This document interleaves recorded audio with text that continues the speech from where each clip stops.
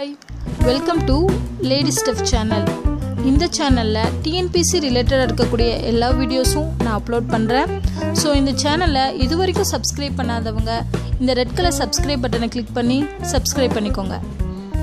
நான் போடக்கூடிய எல்லா வீடியோஸும் உங்களுக்கு நோட்டிஃபை ஆகணும் அப்படின்னா இந்த பெல் பட்டனை கிளிக் பண்ணுங்கள். ஹாய் ஃப்ரெண்ட்ஸ், நம்ம இந்த வீடியோவில் வந்து நியூ அப்பாயின்மெண்ட்ஸ் பார்க்க போகிறோம். ஏப்ரல் மந்தோடது. ஸோ ஏப்ரல் மந்த் வந்து 2018 ஏப்ரலில் யாரெல்லாம் வந்து புதுசாக நியமனம் செய்யப்பட்டிருக்காங்க, எந்த துறையில் நியமனம் செய்யப்பட்டிருக்காங்க அப்படிங்கிறது தான் பார்க்க போகிறோம். ஸோ ஃபஸ்ட்டு பார்த்தீங்க அப்படின்னா வந்து நாஸ்காம் அப்படின்னு அழைக்கப்படக்கூடியது. நாஸ்காம் அப்படின்னா என்னென்னா national association of software and service companies. அதாவது சாஃப்ட்வேர் மற்றும் சர்வீஸில் இருக்கக்கூடிய அந்த கம்பெனிஸோட ஒரு கூட்டமைப்பு தான் இந்த நாஸ்காம் அப்படிங்கிறது, ஒரு சங்கம் மாதிரி. ஸோ தேசிய மென்பொருள் மற்றும் சேவை நிறுவனங்களோட சங்கம் அப்படிங்கிறதா இந்த நாஸ்காம்.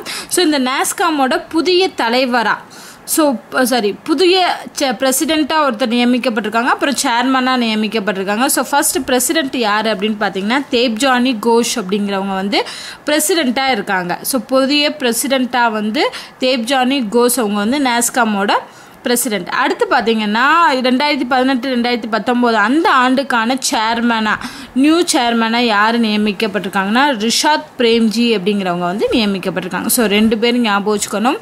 பிரசிடெண்ட் வந்து தேப்ஜானி கோஷ், சேர்மன் அப்படின்னு கேட்டாங்கன்னா Rishad Premji.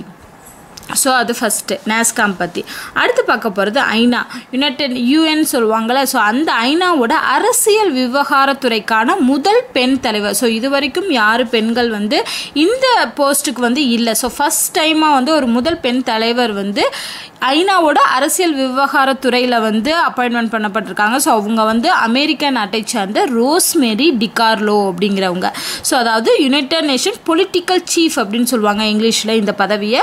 So United நேஷன்ஸோட political சீஃபாக ஒரு முதல் பெண்மணி வந்து நியமிக்கப்பட்டிருக்காங்க, அதுவும் அமெரிக்காவை சேர்ந்தவங்க.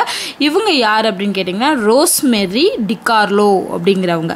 ஸோ ஞாபகம் வச்சுக்கோங்க, என்னது பொலிட்டிக்கல் சீஃப் ரோஸ் அப்படிங்கிறத ஞாபகம் வச்சுக்கலாம். ஸோ ஒரு அரசியல் துறையில் வந்து ஒரு பெண் நியமிக்கப்பட்டிருக்காங்க அப்படிங்கிறதுனால நம்ம ஈஸியாக ஞாபகம் வச்சுக்கலாம்.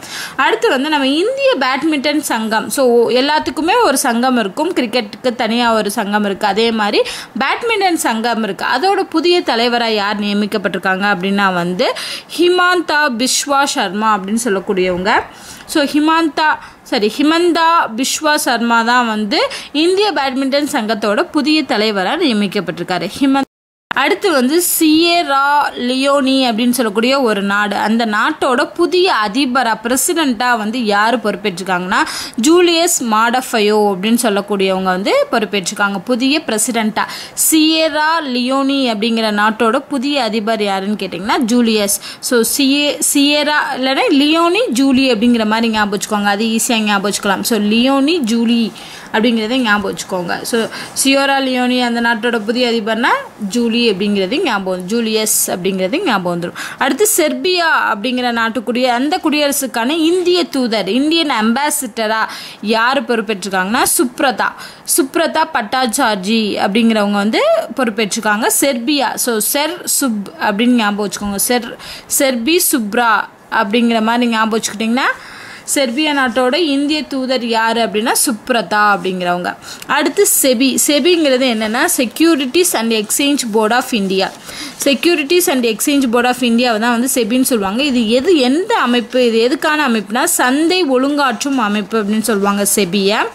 சந்தை ஒழுங்காற்றும் அமைப்பு தான் செபி. ஸோ இதோட இந்திய பங்கு மற்றும் பரிவர்த்தனை வாரியத்தோட முழு நேர உறுப்பினராக வந்து மோஹந்தி அப்படிங்கிறவங்க வந்து பொறுப்பேற்றிருக்காங்க. எஸ்கே மோஹந்தி வந்து நம்ம செபி இருக்கு இல்லையா, அந்த அமைப்போட இந்திய பங்கு மற்றும் பரிவர்த்தனை வாரியத்தின் முழு நேர உறுப்பினர் எஸ்கே மோஹந்தி. அதாவது இவங்க அடுத்த நெக்ஸ்ட் 3 இயர்ஸ்க்கு இவங்க தான் வந்து இந்த உறுப்பினராக இருப்பாங்க, இந்த செபியோட உறுப்பினராக இருப்பாங்க அப்படின்னு சொல்லியிருக்காங்க. So SEBI Mohanty. ஓகேவா. அடுத்து ஆசியாவிற்கான போஓ மன்றத்தின் புதிய தலைவர். போஓ மன்றம்ங்கிறத வந்து பிஎஃப்ஏ அப்படின்னு சொல்லுவாங்க, போஓ ஃபோரம் ஃபார் ஏஷியா அப்படிங்கிறதா. ஸோ ஆசியாவிற்கான போஓ மன்றத்தோட புதிய தலைவராக வந்து பான்கி மூன். ஸோ போஓ மூன் அப்படிங்கிறது ஞாபகம் வச்சுக்கோங்க, போஓ மூணுங்கிறது ஈஸியாக ஞாபகம் வச்சுக்கலாம். ஸோ அப்போ பான்கி மூன் அப்படிங்கிறவர் தான் புதிய தலைவர். அடுத்து பார்த்திங்கன்னா மத்திய தொழிற்சாலை பாதுகாப்பு படை அப்படின்னு சொல்லக்கூடிய CISF அந்த அமைப்போட தலைமை இயக்குனராக வந்து ராஜேஷ் ரஞ்சன் அப்படிங்கிறவர் பொறுப்பேற்றிருக்காரு. ஸோ இதெல்லாம் ஞாபகம் வச்சுக்கணும். ஏன்னா நம்ம இந்தியா சம்மந்தப்பட்டது, அது மட்டும் இல்லாமல் சென்ட்ரலில் இருக்கக்கூடிய ஒரு மிகப்பெரிய போஸ்ட்டு தான் இது. ஸோ ராஜேஷ் ரஞ்சன் வந்து பொறுப்பேற்றிருக்காரு. CISF அதோட அப்ரிவேஷன் என்னன்னு கேட்டிங்கன்னா central industrial security force. Central industrial security force அப்படிங்கிறதா CISF, மத்திய தொழிற்சாலை பாதுகாப்பு படை. ஸோ இதோட தலைமை இயக்குனராக வந்து ராஜேஷ் ரஞ்சன் அப்படிங்கிறவர் வந்து பொறுப்பேற்றிருக்காரு. அடுத்து பார்த்திங்கன்னா நம்ம எப்படி இந்தியா மாநில தமிழ்நாட்டு அளவில் TNPSC எக்ஸாம் எழுதுகிறோமோ அதே மாதிரி சென்ட்ரல் லெவலில் பார்த்திங்கன்னா UPSC எக்ஸாம் எழுதுவாங்க.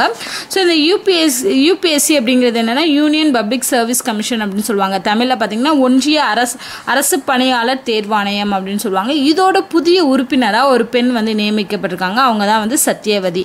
ஸோ சத்யவதி வந்து UPSCயோட ஒரு புது உறுப்பினராக வந்து நியமிக்கப்பட்டிருக்காங்க. இதை எப்படி ஞாபகம் வச்சுக்கலாம்னா UPSCயில் நம்ம எழுதுகிறோம்னா நம்ம சத்தியத்தின்படி நம்ம எழுதணும், எக்ஸாம் எழுதி அதன்படி சத்தியத்தின்படி நம்ம வேலை பார்க்கணும் அப்படிங்கிற மாதிரி ஞாபகம் வச்சுக்கோங்க. ஸோ UPSCனாலே சத்யவதி அப்படிங்கிறது ஈஸியாக ஞாபகம் வந்துடும். அடுத்து PCI அப்படின்னு சொல்லக்கூடியது press council of India. Press council of India தான் PCI. இதோட புதிய செயலாளராக யார் நியமிக்கப்பட்டிருக்காங்கன்னா அனுபமா பட்னாகர் அப்படிங்கிற பெண் வந்து நியமிக்கப்பட்டிருக்காங்க. இவங்க வந்து மூத்த இந்திய தகவல் சேவை அதிகாரியாக வந்து இருந்தவங்க. ஸோ இவங்களை வந்து இந்த ப்ரெஸ் கவுன்சில் ஆஃப் இந்தியாவோட புதிய செயலாளராக நியமிச்சிருக்காங்க, அனுபமா பட்னாகர் அப்படிங்கிறவங்க. அடுத்து புதிய கடலோர காவல்படை தலைவராக யார் நியமிக்கப்பட்டிருக்காங்கன்னா KR நாடியால். ஸோ கடலை நாடி போகிறாங்க அப்படிங்கிற மாதிரி ஞாபகம் வச்சுக்கோங்க. கடலுக்கே தளபதினா கடலை நாடி போடுறவங்களுக்கு தளபதியாக இருக்காரு அப்படின்னு ஞாபகம் வச்சுக்கோங்க. ஸோ அப்போ கடலோர தளபதி வந்து நாடியாளுங்கிறது ஈஸியாக ஞாபகம் வந்துடும். இந்த எந்த கடலோர பகுதி அப்படின்னா கிழக்கத்திய கடற்கரை சார்ந்த அந்த காவல்படையோட தளபதியாக நாடியால் வந்து பொறுப்பேற்றிருக்காரு. பார்த்தீங்கன்னா ICMR அப்படின்னு சொல்லக்கூடிய Indian council of medical research, இந்திய மருத்துவ ஆராய்ச்சி சபை அப்படின்னு சொல்லுவாங்க. அந்த ICMRோட புதிய தலைமை இயக்குனராக வந்து பல்ராம் பார்கவா அப்படிங்கிறவர் வந்து பொறுப்பேற்றிருக்கார். ஸோ இதை வந்து ரெண்டு வகையில் ஈஸியாக ஞாபகம் வச்சுக்கணும். அதாவது மருத்துவ ஆராய்ச்சி பண்ணி பார்க்கவா அப்படிங்கிற மாதிரி ஞாபகம் வச்சிங்கன்னா பார்கவா, அதிலே பண்ணி பார்க்கவா அப்படிங்கிறதே வந்துடும். ஸோ மருத்துவ ஆராய்ச்சி பண்ணி பார்க்கவா அப்படிங்கிறத பார்கவா வந்துடும். இல்லைன்னா பல்லுனா அது மருத்துவம் சம்பந்தமாக வருது. ஸோ அப்படின்னு ஞாபகம் வச்சுக்கலாம். ஸோ மருத்துவ ஆராய்ச்சி சபையோட இந்திய மருத்துவ ஆராய்ச்சி சபையோட புதிய தலைமை இயக்குனராக யார் பொறுப்பேற்றிருக்காங்கன்னா பல்ராம் பார்கவா, மருத்துவ ஆராய்ச்சி பண்ணி பார்க்கவா அப்படிங்கிற மாதிரி ஞாபகம் வச்சுக்கலாம். அடுத்து உயிரி தொழில்நுட்பத்துறையோட புதிய செயலாளராக நியமிக்கப்பட்டிருக்காங்க ரேணு ஸ்வரூப். ஸோ இப்போ பயோடெக்னாலஜி தான் பார்த்தீங்கன்னா இப்போ வளர்ந்து வரக்கூடிய துறை. ஸோ சுயரூபம் எடுத்திருக்கு, ஸ்வரூப் அப்படின்னா சுயரூபம் அப்படிங்கிறத ஞாபகம் வச்சுக்கலாம். ஸோ உயிரி தொழில்நுட்பங்கிறது பயோடெக்னாலஜி. ஸோ அதை ஞாபகம் வச்சுக்கும் போது ஸ்வரூப்புங்கிறது ஞாபகம் வச்சுக்கலாம். ரேணு ஸ்வரூப் தான் வந்து உயிரி தொழில்நுட்பத்துறையோட புதிய செயலாளராக நியமிக்கப்பட்டிருக்காங்க. அடுத்து விஸ்வ ஹிந்து பரிஷத் அமைப்போட புதிய சர்வதேச தலைவராக வந்து விஷ்ணு சதாசிவ கோக்ஜே அப்படிங்கிறவர் நியமிக்கப்பட்டிருக்கார். ஸோ விஷ்ணு அப்படிங்கிறது ஈஸியாக ஞாபகம் வச்சுக்கலாம். விஷ்ணு சதாசிவ் கோக்ஜே அப்படிங்கிறவர். அடுத்து தேசிய மாணவர் படை NCCன்னு சொல்லுவோம் இல்லையா, அந்த NCCயோட புதிய தலைமை இயக்குனராக வந்து மல்கோத்ரா, தேசிய மாணவர் படை. ஸோ மாணவர்னாலே மல்லு கட்டி போராடி ஜெயிக்கக்கூடியவங்க அப்படின்னு ஞாபகம் வச்சுக்கணும். ஸோ மல்லு கட்டுறதுனா மல்கோத்ரா, இன்னொருதுலையும் வரும் மல்கோத்ரான்னு, இந்து மல்கோத்ரா அப்படின்னு. ஸோ ரெண்டையும் கன்ஃபியூஸ் பண்ணக்கூடாது. இது வெறும் மல்கோத்ரா, BP மல்கோத்ரா அப்படிங்கிறவர் வந்து NCCயோட புதிய தலைமை இயக்குனர். அடுத்து பார்த்தீங்கன்னா இந்திய பெண்கள் பத்திரிகை படையோட புதிய தலைவர், அதாவது இந்தியன் உமன்ஸ் பிரஸ் கார்ப்ஸோட புதிய தலைவராக பொறுப்பேற்றிருக்காங்க. உமன் அப்படிங்கிறதுனால பெண் பேர் தான் வரும். ஸோ ராஜலட்சுமி. இந்திய பெண்கள் பத்திரிகை படையோட புதிய தலைவர் வந்து TK ராஜலட்சுமி அவங்க.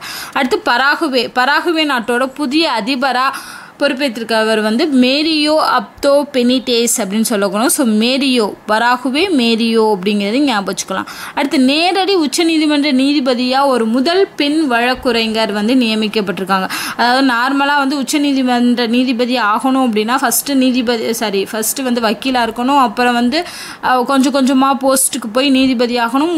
அடுத்து வந்து உயர் நீதிமன்றங்களில், அதாவது கீழ் நீதிமன்றங்கள் எல்லாத்துலேயும் நீதிபதியாக இருந்துட்டு தான் ஃபைனலாக நீதிமன்ற நீதிபதியாக ப்ரொமோஷன் கொடுப்பாங்க. பட் இவங்க என்ன பண்ணியிருக்காங்கன்னா ஒரு வழக்குரைஞராக இருந்து, அதாவது வக்கீலாக இருந்து டைரக்டாக வந்து ஹையர் போஸ்ட்டுக்கு போயிருக்காங்க.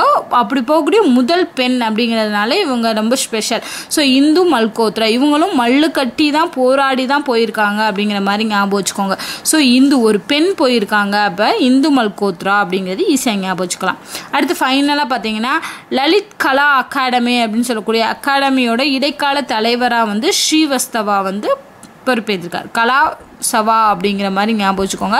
ஸ்ரீவஸ்தவா வந்து பொறுப்பேற்றிருக்காங்க. ஸோ இதுதான் வந்து ஏப்ரல் மந்தில் இருந்த நியூ அப்பாயின்மெண்ட்ஸ். ஸோ சில ஃபீல்ட்ஸில் தான் நியூ அப்பாயின்மெண்ட்ஸ் நடந்திருக்கு. ஸோ இதுதான் ஏப்ரல் மந்தோட ஹோல் நியூ அப்பாயின்மெண்ட்ஸும் இவ்வளோ தான். ஸோ இதை நல்லா படிச்சுக்கோங்க. டவுட் இருந்துச்சு அப்படின்னா கமெண்ட் பண்ணுங்கள். தேங்க்யூ.